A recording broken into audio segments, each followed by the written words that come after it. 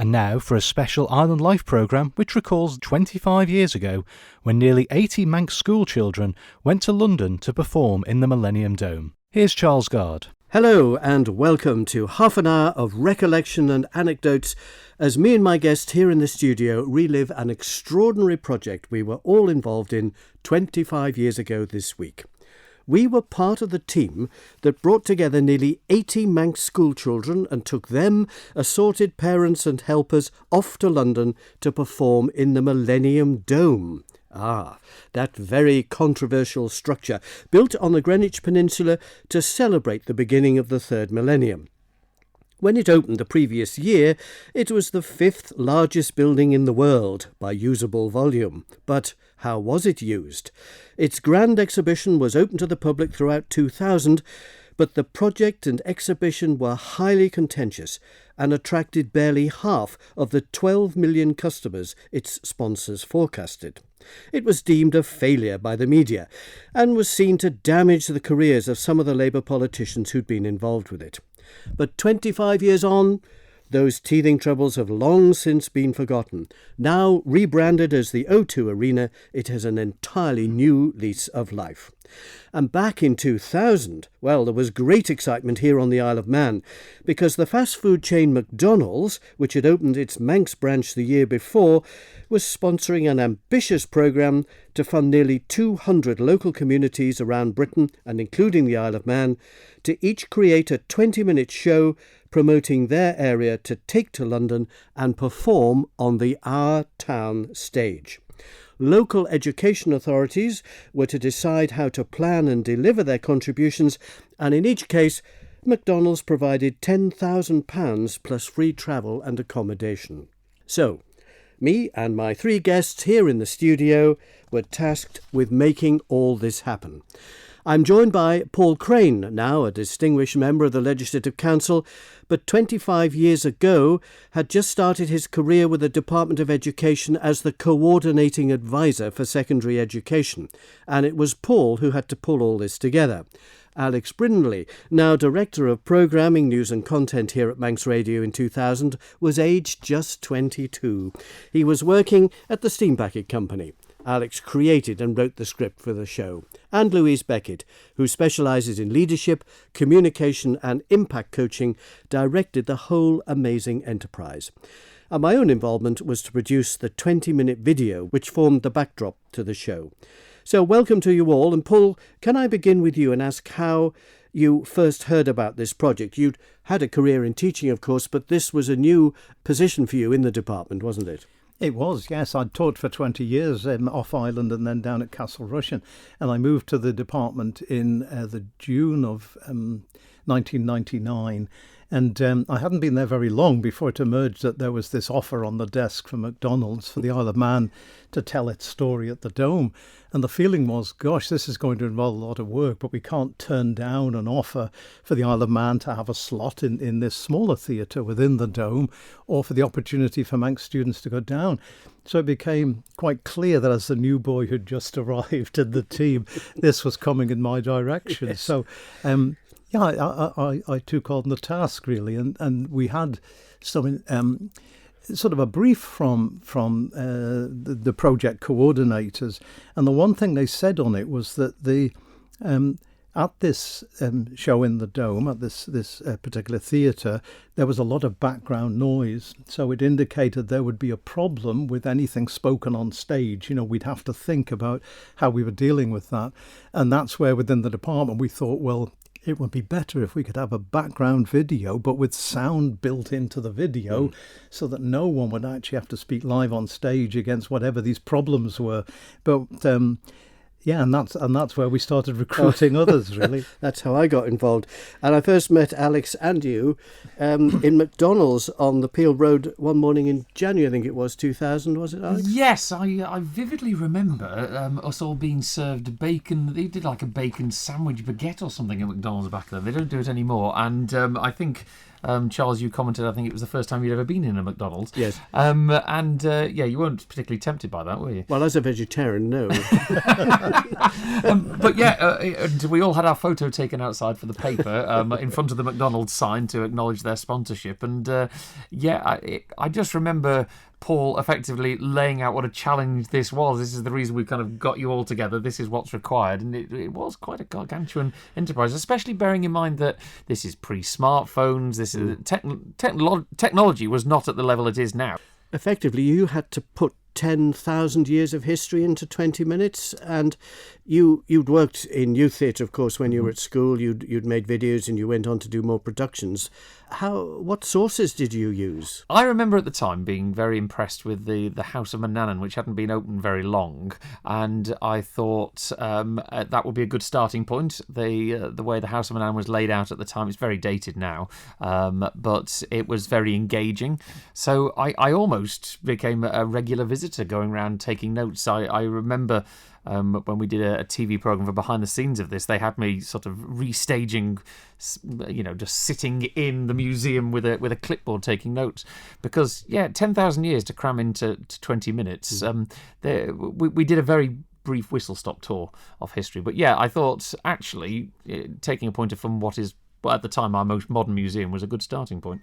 And Louise, had you ever directed 80 school children before? And you had to bring a team together for dancing and the costumes and the whole thing. Well, Paul was very helpful introducing people to that. I saw an advert in the paper, and you advertised, didn't you, for a director and the other roles. That's right. And I phoned you up and said, have you ever done anything like this before? No. And that's how we started, isn't it? We met at the McDonald's that first time, and we also had someone to write the music for us, which was to go with the film that was to tell the story that Alex was going to write and that Louise was going to direct. So it was a sort of circular thing, really. So Paul Dunderdale was appointed to write the music. Did a great job, but I gather he's off island at the moment, so can't be with us. But so that was the team, and McDonald's for breakfast was the start of it. So you also had Deborah Michaels and Susanna Hodgson doing choreography. And what was Deborah's role? You brought her over. Deborah played Carmen in Simon Callow's Carmen Jones at the Old Vic. And we were at drama school together and great friends. And Paul, you agreed to bring her over. She did a workshop on the Isle of Man with them on performance skills to get London theatre energy going. My role, I think, was to do a lot of improvisation with them and gel the 75 together as one team. And we started with a small core group, didn't we? And then introduced them to the larger group. And it was the summer holidays. So, teachers didn't really want to get involved, understandably, in their summer holiday. So we did everything with a skeleton staff. Yes, that's right. In terms of the students, it was a difficult one because we wanted it to be open to as many students as possible, but there was no sense of sort of auditioning them because it was a 20-minute performance where they wouldn't actually have to speak, although they might mime something. So we didn't particularly need people who were accomplished actors of sorts, so long as they could follow an instruction clearly. I designed a questionnaire which went out to any child that wanted to be part of the project. And what I was looking for was enthusiasm. And I can't remember how many people completed the questionnaires, but it was far more than the kids we were able to take. Is that how you chose the children then? Yes, the ones that spoke to me. And then I went into each of the schools and met them. And I think I got a short list at that point and then decided, which there had to be representative from each school. And some schools were a lot more enthusiastic than others or another. I just remember that the structure of this, looking back at it, because as you say there was when you're trying to design a show, which effectively was a musical with a multimedia backdrop, it had everything thrown into it. So we had this video that had to be produced that interacted with the stage show. The characters on the stage show had to effectively mime to their own pre-recorded words. But in terms of telling a story, most shows or musicals have a core cast and a chorus, and trying to craft a show that told a story with a cast of 80 effectively is very difficult to, number one, write and envisage, but also number two, from your perspective, is direct it and pull it together, because who is the storyteller, which one of the kids is doing this, and trying to ensure that everybody got something out of it, as opposed to a cast of 4 or 5 and then the rest of them just standing in the background singing like you would have got out of an old-fashioned musical was very difficult. And I wanted to think of arts in the broadest terms. So who was keen on visual arts? Who wanted to help create a set? And we mustn't forget Julie Fail, who did a wonderful job taking the ones that wanted to paint and do the art to Mackle to research the Celtic crosses. Yes, she did. Got them all up there because we mentioned that there was a television programme done, Border TV, and there's a lovely shot of her with the children up at the cross house. Yes. And then they produced crosses, which were props, and a Viking ship, which was taken down. Which is amazing. You talked about who's narrating it. Well, we actually chose that archetypal Manxman, John Kenyuk. Many people will remember him with enormous affection. He was from farming stock, a proud local commissioner, Methodist local preacher, broadcaster, and a great ambassador for the island. And he had a gift of a great radio voice. He, reading your script here, Alex, he was Manannan. And let's just hear just a moment of John telling us who he is. I am Manannan, God and protector to this isle.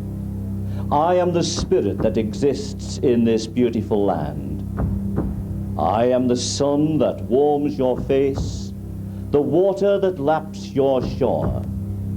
I exist in the earth and in the air. So you wrote all that marvellous stuff. I obviously did, yes. But we had John as a back projection. Fortunately, a couple of years earlier, I had made The Isle of Man from the air with Duke Video, so we had lots and lots of fabulous helicopter footage, and I was working with Duke, so we had lots of footage to go at. But we had to film John because he did appear, and we had what's known as a green screen, but it was done in the horse stable at your house, Alex, as I recall. Yes, this was really quite surreal, because I remember we tried doing some initial footage of John dressed as Manannan within the house of Manannan, because I thought that's where I got my inspiration from. And when we saw the footage afterwards, it didn't kind of work. You know, it's the kind of thing that on paper sounded great, but when you looked at him standing there, it didn't come across to anybody who'd not been to the house of Manannan. So yes, we went down the route of that at my parents' house there was some old stables, and we painted the back wall green, and this surreal day of getting John down there in full costume. He was costume made up in his cloak, and the camera shot was tight enough on him that you couldn't see the bales of the straw and everything else that was all around his feet. And I vividly remember us trying to get him into his costume, or giving him a costume change, and my mum turning up with a tray of tea, just looking across the stable door, finding this film crew and this poor guy half dressed trying to get into a Manannan costume, as if to say, what the heck are they filming here? So yeah, the behind the scenes was very different to what actually appeared on the screen. So all that was put together. I had the tapes and 2 big machines, and Paul, we then all went to London. Now, presumably you had to organise accommodation. I think we stayed in a youth hostel in Rotherhithe, is that right? We did, that's right. We brought into the team there Steve Brooks, who was a youth worker, and Steve's task was really to help us manage 80 young people and the other events. So we had this sum of money from McDonald's. I can't remember if we had access to the theatre the day before, or if we didn't. Okay, but we had the children down for a couple of days, mostly secondary age, I think, weren't they? 11 to sort of 14, 15, something like that. Year 8, most of yes, them. okay, and And we entertained them because we did. you took them to that's right. Chessington Zoo. That's right. We took them to... the energy off. Yeah. That night, Yes, that night yeah. it wasn't apparent, was it? It was good, and we took them on the London Eye, and that was quite an experience. I remember being in one of the pods on the London Eye. I think I was maybe the only adult in the group, with about a dozen or more young people, about 12 or 13-year-olds.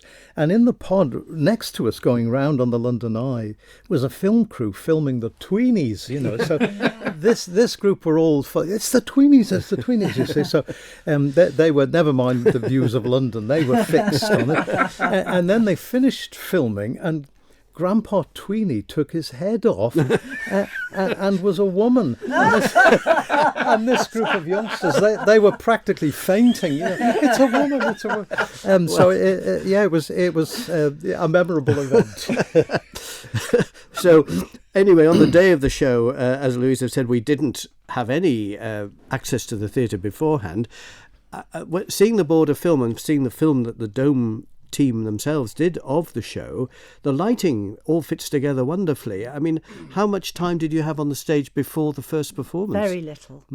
Very little. It was a tech, really, just a walkthrough. And they'd given us the spec beforehand. So we had mapped out Cronkyberry School Hall so that we had our proportions. The kids were brilliant, and they had worked to the spec. And then you just had to go and do it. We had to, do I recall, with my memory playing tricks on me, we had effectively one run through before the Dome opened. So first thing in the morning, did we have effectively a tech run through? I think it was a tech. Yeah. It wasn't really performance. No, it was... I do remember the two big tape recorders I'd taken down from Duke's, one as a spare. I put the master tape in, which had all the music, the sound and the scripts and everything on it, and it wouldn't play. Oof, this was, 7:30 or 8 in the morning, and I thought, right, this is just finished everything. I rang Duke's and I got one of the technical people, and they said, well, it could be a little bit of condensation on the heads, because that's how things were in those days, because it was quite chilly that morning in October. And fortunately, gosh, it cleared, and after about 10 minutes it started to play. You didn't mention that to any of us on the day. No, well, you did to me. Oh, you did to me. You find that? Right, okay. I was panicking. And was it 3 performances they did? 3 performances, yeah. And there was a pretty good crowd of Manx people there as well, wasn't there? There's some the flags being waved. And was Steve Roden, and he came down. I think the director was down with us, so they'd come down to see one of the performances. Well, Steve was minister, of course. Yes, that's right. That's right. So it was quite an event. We had a green room, didn't we? And I had to give them a sort of pep talk to wind them up, ready to get on. And we did that. But they were up for performing this. You know, they were ready for it. You know, I don't think anyone put a foot wrong. You mentioned John Kenyick before, and I think John did a fantastic role. And one of the things I still remember from the film, that presumably you had written this in, but John, in that wonderful Manannan voice that he was putting on, made the comment that whoever loves the Isle of Man is Manx, and that's a strong statement, really, that is still around today, you know, and that's it was great to hear him say that. Yeah, well written, Alex. Yeah. Thank you. I remember, Paul, you sent me down once we'd had the McDonald's gathering. You sent me down earlier in the year to, just have a day at the Dome, and this was my first time catching the tube. I got to Heathrow. I caught the tube in to see the Dome. I spent the whole day at the Dome and then flew back, and I wandered around with a notebook, very much like, the Dorothy No Longer in Kansas, sort of a gog at the place. We kind of had some reservation. I mean, my worry at the time that I was beginning to assemble the team, I think before we got to McDonald's bit, was that the Dome wasn't ready, it wasn't complete. I think the day before it actually opened, they were still painting bits of it and things like this, So it was a worry as to whether this would happen or not, but we had to proceed in faith, really. And then we were towards the end of the year, and in the summer there was some question as to whether it was even going to be still open in time for us. We mustn't forget, and I'm astonished when I saw the programme recently, the music, because Paul had an amazing job, Paul Dunderdale, to write 20 minutes continuous music with all sorts of different styles, the great opening fanfare, and then there was the Celtic and the Vikings and stuff. I did speak to him earlier, and he recalled the writing of the rock song. Alex had written a rock song when we got to the financial sector, the history of the finance on the Isle of Man. And Paul recalled how when Border TV came over to do part of the documentaries, this was all being put together, how the filming went at his house in the Curraghs. My studio's long and narrow, and I work at the end of it, so they couldn't get a decent shot of me. The computer screen was in the way if they came head on, so they had to go sideways on through the window, which was quite entertaining. I don't know whether they even used that shot, but it gave us some amusement, shall we say, while they tried to find an angle. Well, they did feature you and your son Ben, who worked with you to compose a rock song to depict the modern Isle of Man and the finance sector. Here's that bit from the film. Well, I was given the lyrics to work with by Alex Brindley, who's done the whole scripting, and he said, we want a rock song, so I've just done my best, really, to do that. We talked it through and figured that it's got to reflect the reality of the Isle of Man's work. It's easy to be Beatrix Potter about the Isle of Man, but I don't think business would be happy if we portrayed them as being soft. It's a hard song. The words are quite hard, but it's about the real reality of business, I think. And I think he's got that in sound. It sounds really very positive. 1,000 to 10,000, it's all the same. It was 20 minutes of continuous music. What sort of a challenge was that? Quite a challenge, but because the show was in sections, you could work to the sections and then edit them together. So the sections were clear enough that they would have a specific musical intent. It was fine. You had to go through various styles. I'm particularly struck by the opening fanfare.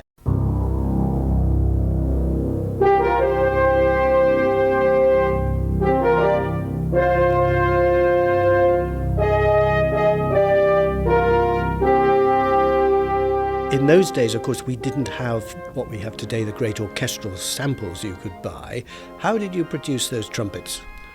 I didn't. Mr. Rowland did. I used a Rowland synthesizer for them and basically used the sounds that were there. I didn't have time to edit them. So You there were about 520 odd sounds to choose from, so plenty of chance.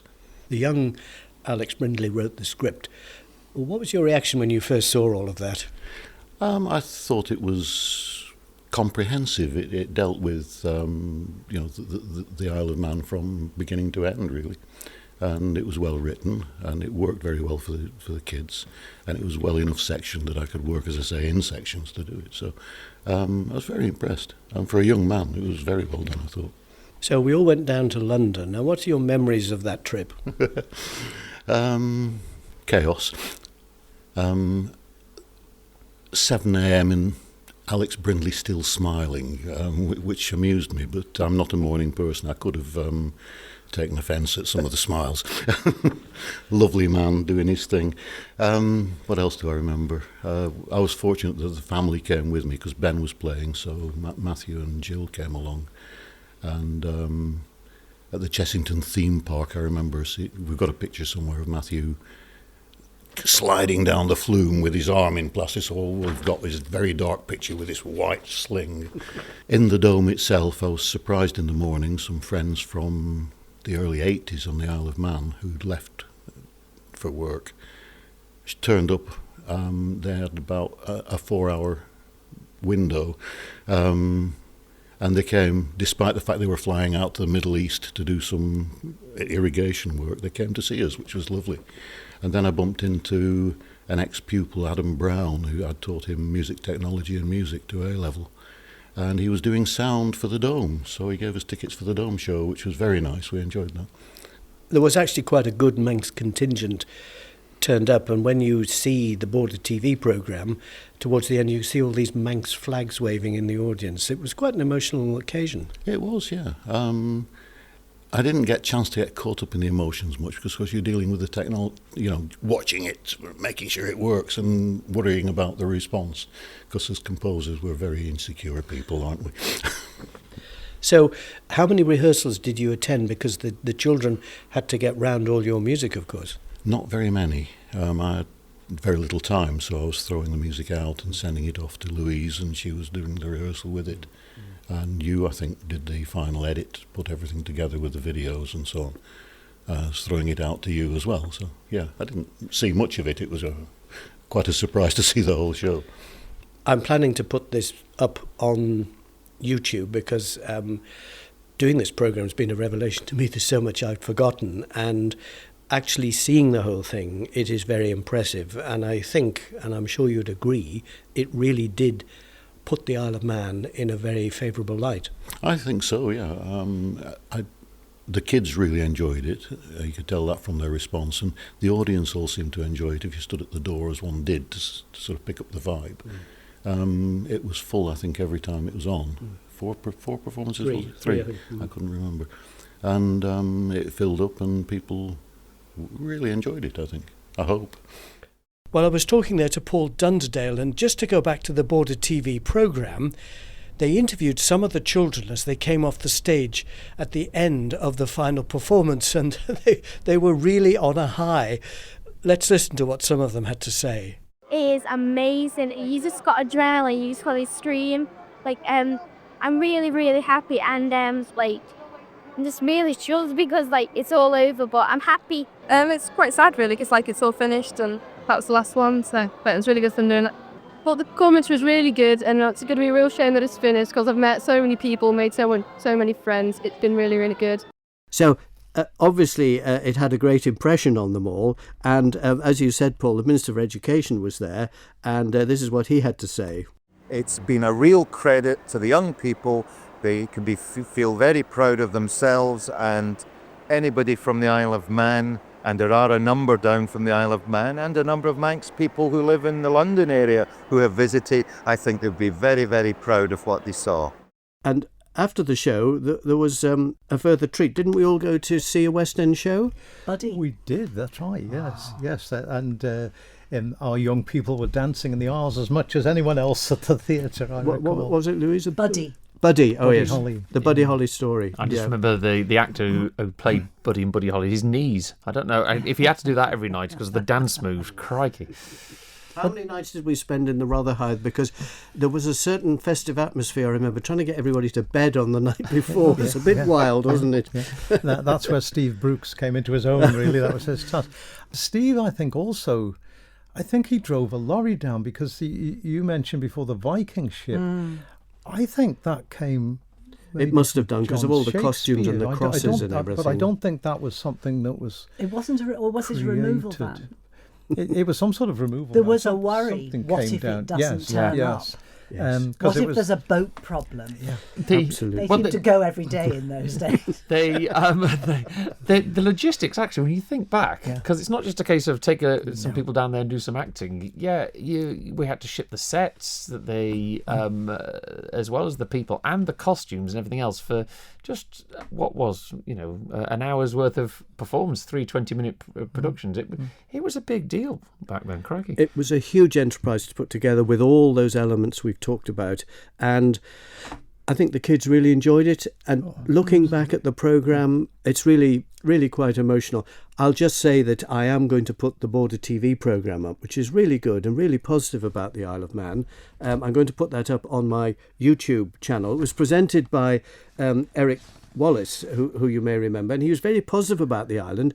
He revealed that our unemployment rate was a mere 0.05%, and that the Manx economy had a phenomenal growth rate of 13.5% in those days, which he claimed put it ahead of the UK and the new Celtic Tiger Ireland. So things were looking up 25 years ago, and I think we certainly gave the Isle of Man a tremendous promotion down at the Dome.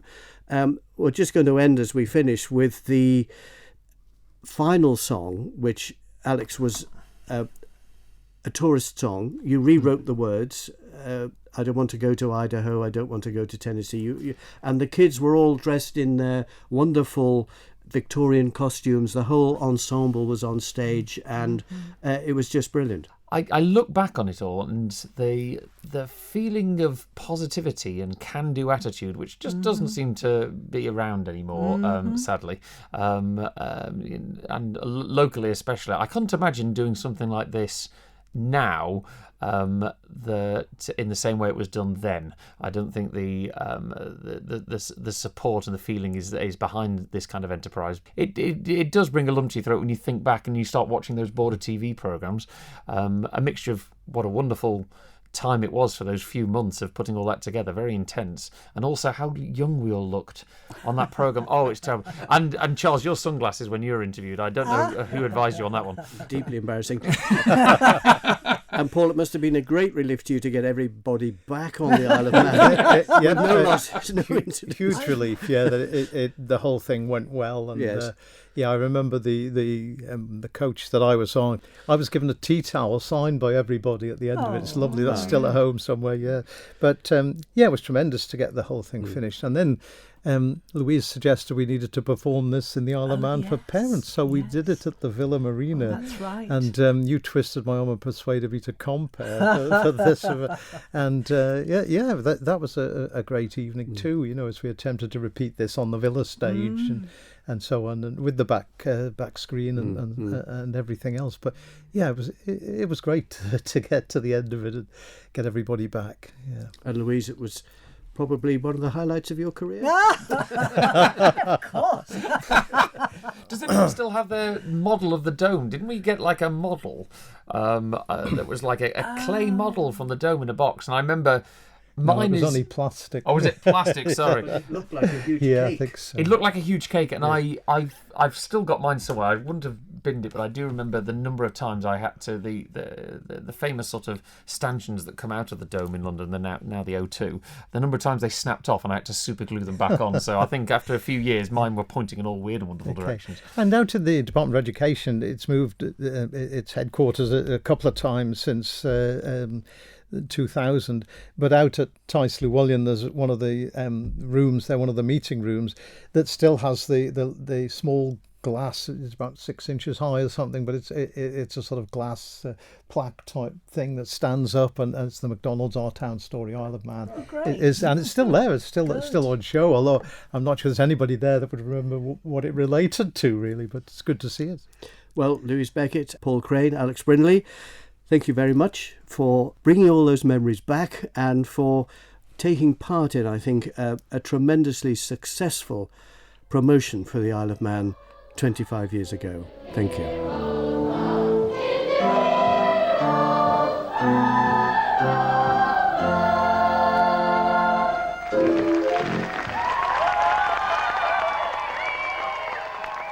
That programme was produced and presented by Charles Gard.